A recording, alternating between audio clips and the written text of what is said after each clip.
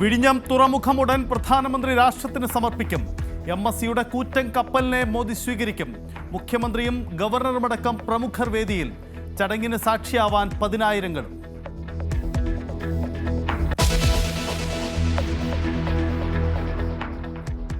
ഉദ്ഘാടന ചടങ്ങിൽ പങ്കെടുക്കാൻ പ്രധാനമന്ത്രി രാജ്ഭവനിൽ നിന്നും വിഴിഞ്ഞത്തേക്ക് തിരിച്ചു.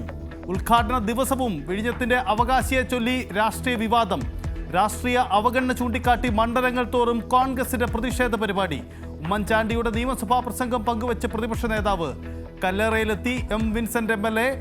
തുറമുഖത്തിൽ ഉമ്മൻചാണ്ടിയുടെ പേര് നൽകേണ്ട കാര്യമില്ലെന്ന് MV ഗോവിന്ദൻ.